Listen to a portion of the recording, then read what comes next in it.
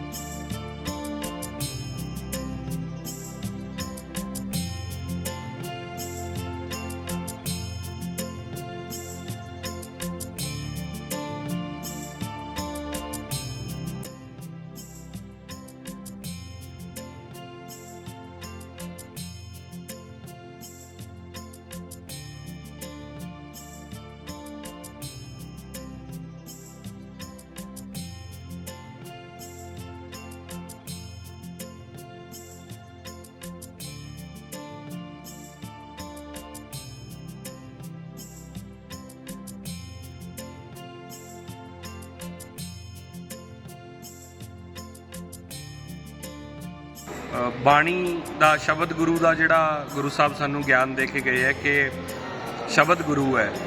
ਇਸ ਕਰਕੇ ਇੱਥੇ ਨੈਸ਼ਨਲ ਮਿਊਜ਼ੀਅਮ ਲਾਹੌਰ ਦੇ ਵਿੱਚ ਮਹਾਰਾਜ ਦਾ ਪ੍ਰਕਾਸ਼ ਕੀਤਾ ਹੋਇਆ। ਮੇਰੇ ਵਾਸਤੇ ਬੜੇ ਜਜ਼ਬਾਤੀ ਜਿਹੇ ਪਲ ਵੀ ਨੇ। ਮੈਂ ਥੋੜ੍ਹਾ ਜਿਹਾ ਇਮੋਸ਼ਨਲ ਵੀ ਹੋਇਆ ਦੇਖ ਕੇ ਕਿ ਕਿਸ ਤਰ੍ਹਾਂ ਪਾਕਿਸਤਾਨ ਦੀ ਧਰਤੀ 'ਤੇ ਨੈਸ਼ਨਲ ਮਿਊਜ਼ੀਅਮ ਹੈ। ਹਾਲਾਂਕਿ ਇਹ ਮਹਾਰਾਜ ਦਾ ਸਰੂਪ ਥੋੜ੍ਹੀ ਇਹਨਾਂ ਤੋਂ ਪੁੱਛਦੇ ਹਾਂ ਕਿ ਕਿੰਨਾ ਪੁਰਾਣਾ ਹੈ ਕਿੰਨਾ ਨਹੀਂ ਹੈ, ਪਰ ਸ਼ਾਇਦ ਜਿਵੇਂ ਹੁੰਦਾ ਕਿ ਆਮ ਕਿਸੇ ਵਾਸਤੇ ਤਾਂ ਇੱਕ ਕੋਈ ਚੀਜ਼ ਹੋਵੇ ਕਿ ਅਸੀਂ ਮਿਊਜ਼ੀਅਮ 'ਚ ਆਏ ਹਾਂ, ਪਰ ਸਾਡੇ ਵਾਸਤੇ ਤਾਂ ਸਭ ਕੁਝ ਹੀ ਹੈ।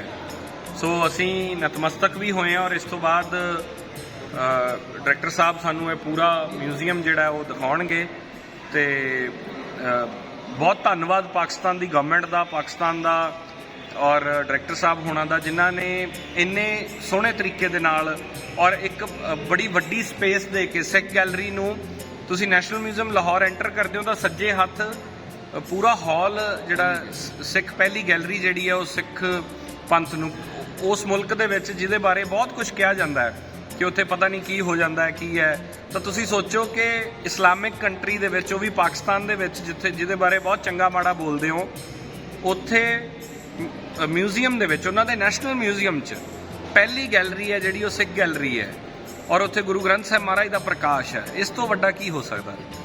बहुत शुक्रिया जी। हाँ जी भाजी। हाँ जी बिल्कुल जी, सिमरन भाई ने बहुत वधिया गल की, क्योंकि साडियां तां भावना ही ਸਾਹਿਬ ਸ੍ਰੀ ਗੁਰੂ ਗ੍ਰੰਥ ਸਾਹਿਬ ਮਹਾਰਾਜ ਜੀ ਦੇ ਨਾਲ ਜੁੜੀਆਂ ਹੋਈਆਂ ਨੇ। ਤੇ ਇਸ ਮੌਕੇ ਅਸੀਂ ਵੇਖ ਰਹੇ ਹਾਂ ਵੀ ਸ੍ਰੀ ਗੁਰੂ ਗ੍ਰੰਥ ਸਾਹਿਬ ਮਹਾਰਾਜ ਜੀ ਦਾ ਪ੍ਰਕਾਸ਼ ਕੀਤਾ ਹੋਇਆ ਔਰ ਉੱਥੇ ਹੀ ਇਸ ਸਿੱਖ ਗੈਲਰੀ ਦੇ ਵਿੱਚ, ਨੈਸ਼ਨਲ ਮਿਊਜ਼ੀਅਮ ਦੇ ਵਿੱਚ, ਲਾਹੌਰ ਦੇ ਮਿਊਜ਼ੀਅਮ ਦੇ ਵਿੱਚ ਇਹਨਾਂ ਚੀਜ਼ਾਂ ਨੂੰ ਦੇਖ ਕੇ, ਕਿਉਂਕਿ ਬਹੁਤ ਸਾਰੀਆਂ ਜਿਵੇਂ ਗੱਲਾਂ ਕੀਤੀਆਂ, ਬਹੁਤ ਸਾਰੇ ਲੋਕ ਅਜਿਹੇ ਨੇ ਵੀ ਇਹ ਤਾਂ ਅਜਿਹੇ ਲੋਕ ਨੇ ਇਸ ਤਰ੍ਹਾਂ ਕਰ ਦੇਣਗੇ, ਉੱਥੇ ਨਾ ਜਾਇਓ। ਪਰ ਮੈਂ ਆਮ ਲੋਕਾਂ ਨੂੰ ਵੀ ਜਿਹੜੇ ਸਾਡੇ ਪੰਜਾਬ ਦੇ ਨੇ, ਖਾਸ ਤੌਰ 'ਤੇ ਚੜ੍ਹਦੇ ਪੰਜਾਬ ਦੇ, ਉਹਨਾਂ ਨੂੰ ਵੀ ਕਹਿਣਾ ਚਾਹੁੰਦਾ ਵੀ ਇੱਕ ਵਾਰ ਯਾਰ ਜ਼ਰੂਰ ਆਓ, ਇਹਨਾਂ ਲੋਕਾਂ ਨੂੰ ਮਿਲੋ। ਇਹਨਾਂ ਲੋਕਾਂ ਦੇ ਨਾਲ ਬਹੁਤ ਸਾਰੇ ਲੋਕ ਕਹਿੰਦੇ ਵੀ ਜਦੋਂ ਇਹ ਮਿਲਦੇ ਤਾਂ ਦਿਖਾਵਾ ਕਰਦੇ ਆ, ਪਰ ਮੈਂ ਇੱਥੇ ਆ ਕੇ ਵੀ ਦੇਖਦਾ ਆਪਾਂ ਯਾਰ ਗੈਲਰੀ ਦੇ ਵਿੱਚ ਵੀ ਹੋਰ ਬਾਹਰ ਤੁਸੀਂ ਇੱਕ ਬਜ਼ੁਰਗ ਕੋਲੋਂ ਮਾਸਕ ਲਿਆ, ਬਲਕਿ ਸਾਰਿਆਂ ਨੇ ਲਿਆ, ਉਹਨਾਂ ਨੇ ਕੀ ਆਖਿਆ? ਮੈਂ ਹਾਂਜੀ ਉਹਦੀ ਵੀ ਮੈਂ ਜਿਹੜੀ ਜ਼ਿਕਰ ਜ਼ਰੂਰ ਕਰਨਾ ਚਾਹੂੰਗਾ ਅੰਜੁਮ ਭਾਈ। ਇਹ ਮਾਸਕ ਹੈ, ਇਹਦੀ ਕੀਮਤ ਇੱਥੇ 20 ਰੁਪਏ ਹੋਊਗੀ, ਪਰ ਉਹ ਮਾਇਨੇ ਨਹੀਂ ਰੱਖਦੀ। ਮੇਰੇ ਲਈ ਇਹ ਮਾਸਕ ਹੁਣ ਕਰੋੜਾਂ ਰੁਪਏ ਦਾ ਹੈ। ਉਹਦਾ ਕਾਰਨ ਕੀ ਹੈ? ਉਹਦਾ ਕਾਰਨ ਇਹ ਹੈ ਵੀ ਜਦੋਂ ਅਸੀਂ ਬਾਹਰ ਮਾਸਕ ਖਰੀਦਣ ਲੱਗੇ, ਸਾਨੂੰ ਪਤਾ ਨਹੀਂ ਸੀ ਵੀ ਅੰਦਰ ਮਾਸਕ ਜ਼ਰੂਰੀ ਹੁੰਦੇ ਆ। ਮਾਸਕ ਖਰੀਦਿਆ ਅਤੇ ਉਹ ਚਾਚਾ ਜਾਨ ਨੇ ਸਾਨੂੰ ਕਿਹਾ ਮੈਂ ਤੁਹਾਡੇ ਤੋਂ ਪੈਸੇ ਨਹੀਂ ਲੈਣੇ, ਅਤੇ ਮੈਂ ਉਹਨਾਂ ਨੂੰ ਜ਼ੋਰ ਵੀ ਪਾਇਆ ਵੀ ਪੈਸੇ ਲੈ ਲਓ, ਪਰ ਪੈਸੇ ਨਹੀਂ ਲਏ। ਇਸੇ ਤਰ੍ਹਾਂ ਇੱਕ ਵੀਰ ਰਿਕਸ਼ੇ ਵਾਲੀ ਨਾਲ ਅਸੀਂ ਪੈਸਿਆਂ ਦਾ ਕਰ ਲਿਆ, 60 ਰੁਪਏ ਰਿਕਸ਼ੇ ਦੇ ਕਰ ਲਏ, ਪਰ ਜਦੋਂ ਅਸੀਂ ਗੱਲਾਂ ਕਰਨ ਲੱਗੇ ਵੀ ਅਸੀਂ ਪਟਿਆਲੇ ਤੋਂ ਆ, ਉਹ ਵੀਰ ਦੀਆਂ ਅੱਖਾਂ 'ਚ ਪਾਣੀ ਆ ਗਿਆ। ਉਹ ਕਹਿ ਰਿਹਾ ਵੀ ਮੇਰੇ ਅੱਬੂ ਵੀ ਪਟਿਆਲੇ ਦੇ ਸੀਗੇ ਤੇ ਜਦੋਂ ਪੈਸੇ ਦੇਣ ਲੱਗੇ ਬਾਈ, ਉਦੋਂ ਵੀ ਉਹਨਾਂ ਪੈਸੇ ਨਹੀਂ ਲਏ। ਤੇ ਇੱਥੇ ਹਰ ਇੱਕ ਕਹਾਣੀ, ਸਰਦਾਰ ਮੁਹੰਮਦ ਫਿਲਮ ਦੇਖੀ ਹੋਊਗੀ ਤੁਸੀਂ, ਤੇ ਹਰ ਇੱਕ ਕਹਾਣੀ ਸਰਦਾਰ ਤੇ ਮੁਹੰਮਦ ਦੀ ਹੈ।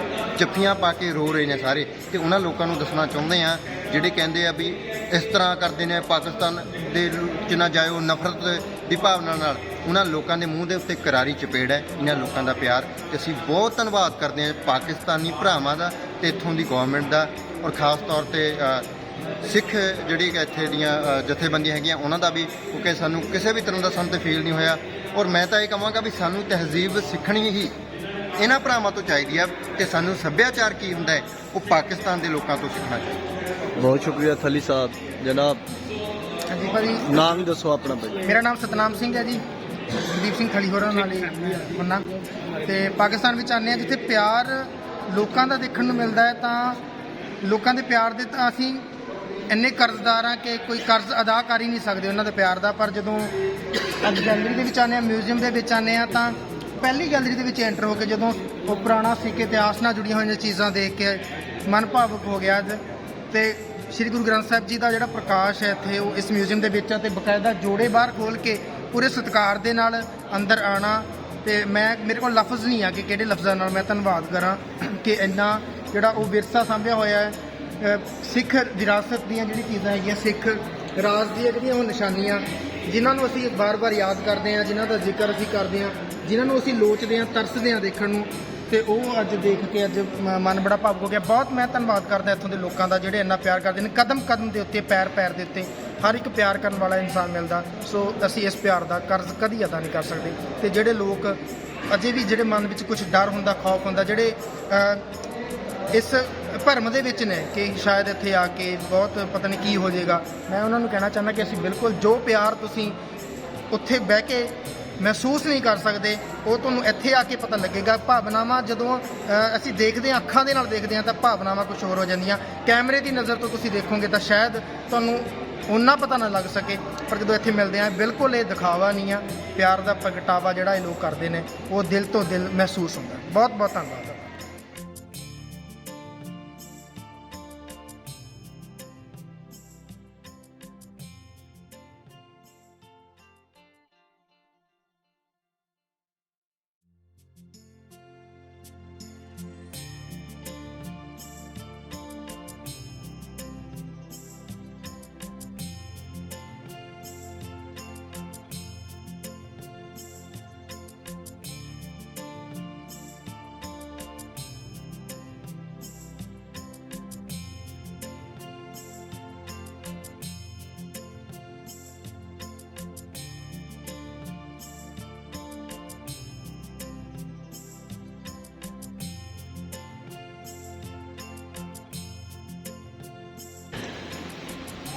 ਕੈਮਰਾਮੈਨ ਜਗਰੂਪ ਸਿੰਘ ਜੀ, ਕੀ ਕਹਿਣਾ ਚਾਹੁੰਦੇ? ਕਿੱਦਾਂ ਲੱਗ ਰਿਹਾ ਇੱਥੇ ਆ ਕੇ? ਉੱਚੀ ਬੋਲੋ। ਸੈਕਿੰਡ ਟਾਈਮ ਇੱਕ ਵਾਰ ਪਹਿਲਾਂ ਦੇਖ ਚੁੱਕਿਆ, ਦੂਜੀ ਵਾਰ ਦੇਖਣਾ ਹੈ ਮੈਂ। ਅੱਛਾ, ਬਹੁਤ ਜ਼ਬਰਦਸਤ ਭਾਜੀ, ਕਮਾਲ।